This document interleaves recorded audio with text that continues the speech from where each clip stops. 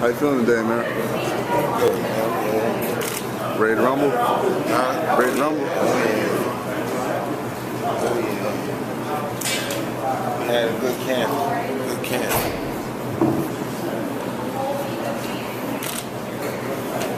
Real good camp. All your sparring done now? Nah, not all of it, you know, but for the most part, we right where we need to be, you know.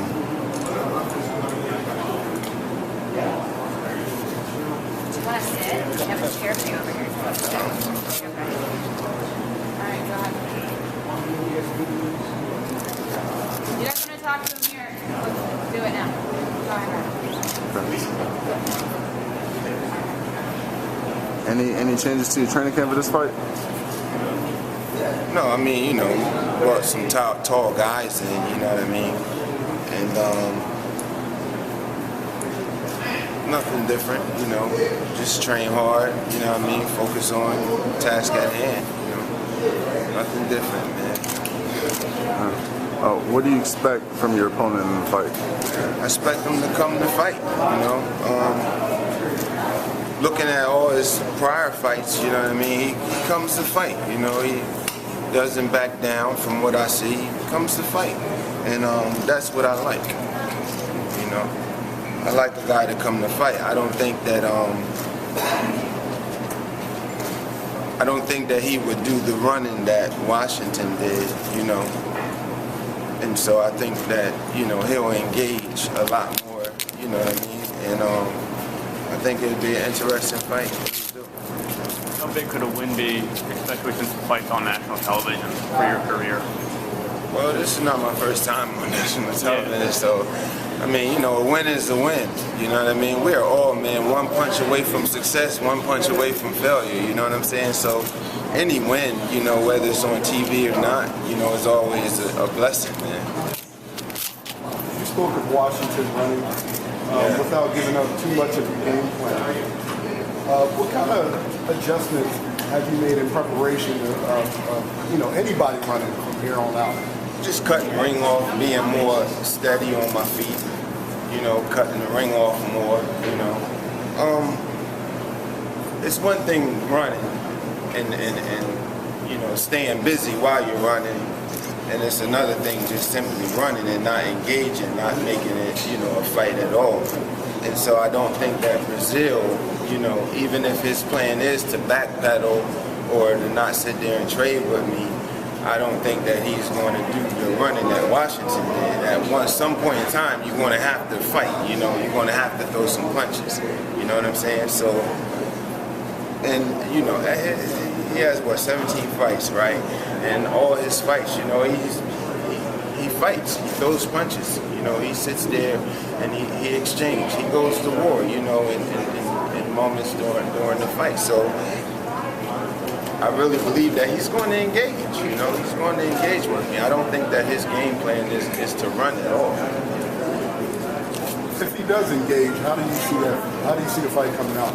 Well, anybody standing there with me, they got it there. He's gonna go. And or either I'm gonna go, you know, somebody's gonna go, you know. But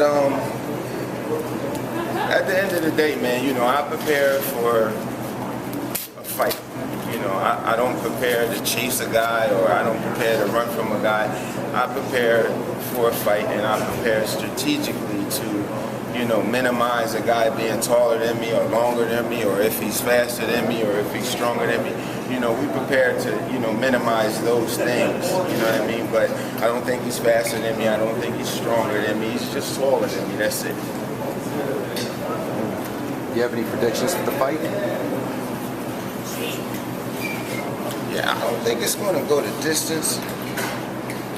But if it does, you know, I mean, I'm a fighter, you know. I'm always going to predict that I'm going to be the winner.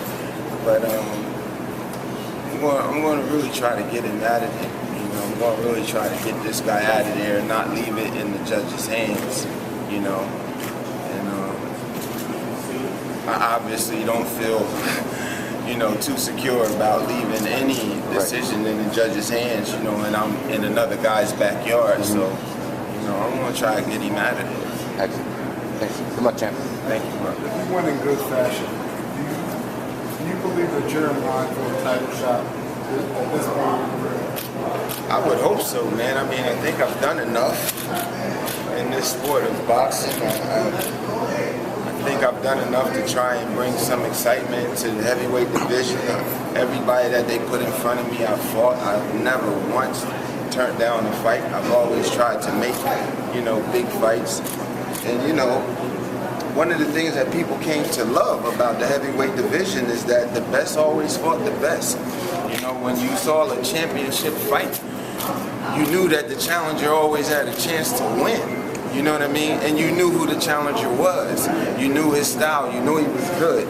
But nowadays, you watch a heavyweight championship fight, and you don't even know the challenger. You don't even know what he's capable of. So, and then, the top 10 used to fight the top 10. The best fought the best, and then they fought their way to a championship title. And now, the top 10 guys, everybody's ducking each other and trying to slide their way into a championship fight. And, I'm one of the few guys I know that I'm willing to fight anybody that they put in front of me. I'm willing to mix it up with anybody in the top 10. And, just bring the excitement back to this division, man.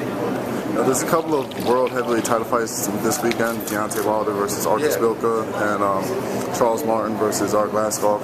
Who do you like in those fights, and who would you like to fight out of those four? Whoever wins, I would like to fight him. Whoever's the champ.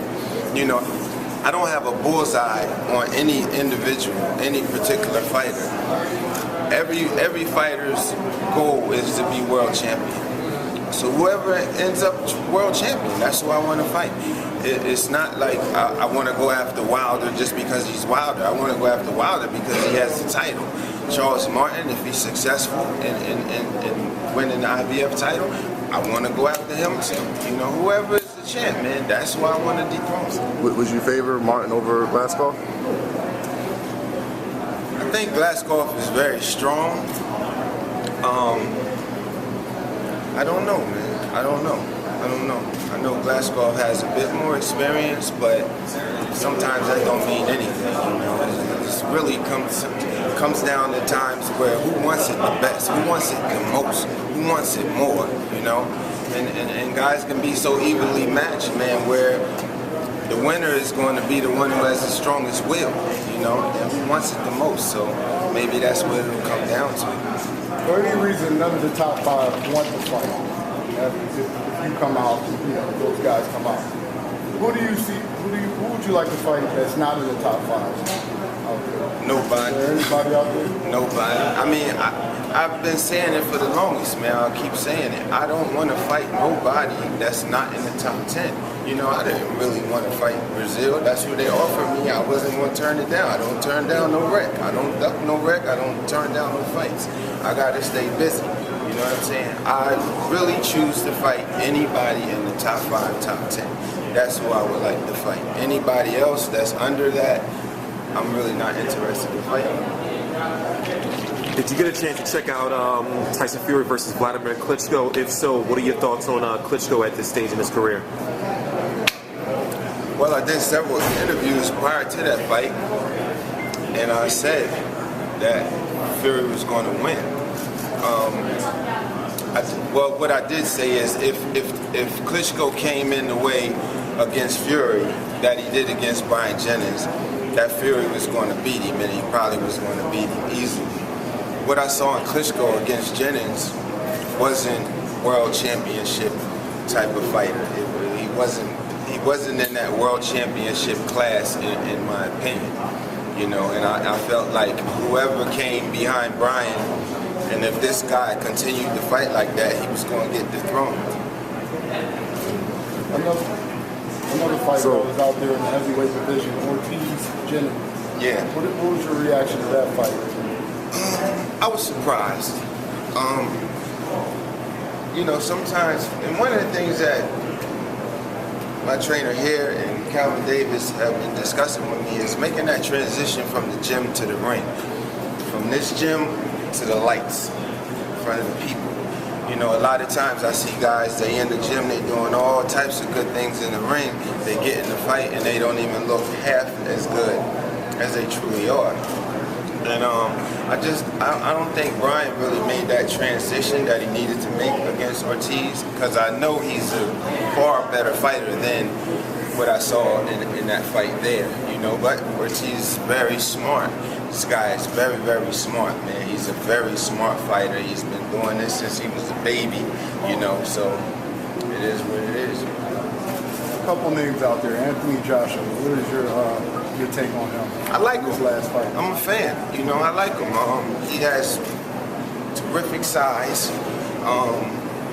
He's bringing the noise. You know, when he's in that ring, he seems like, you know, he's about his business. You know, I like him. I'm a fan of his.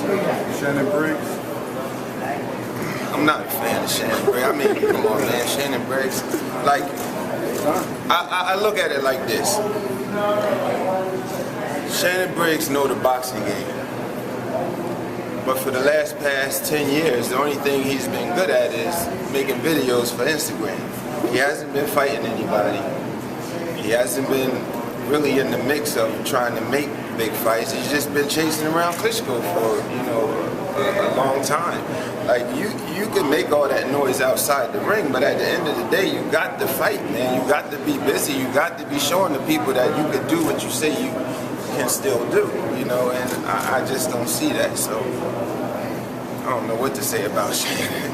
He's a great entertainer, though. He's great. I wish I was like that. I wish I could do that type of stuff, you know? Hottest topic in boxing right now is racism in the sport.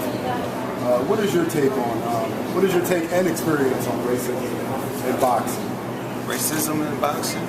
I mean, you got racism everywhere, man. You know, I mean, to be honest with you, you know, some of the best people I met in my life were from obviously race, you know what I'm saying? From another race, some of the best people in my life.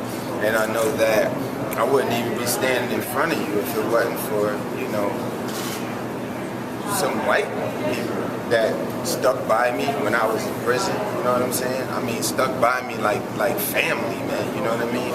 And then believed in me and backed me and invested in me, you know what I'm saying?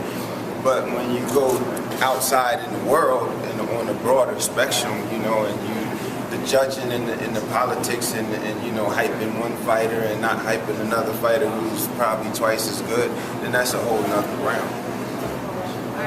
Do you feel you have to be a little more aggressive, or do you feel you were aggressive enough in your last fight? Do you feel you had to do something differently this time to sway the judges if it goes to the cards?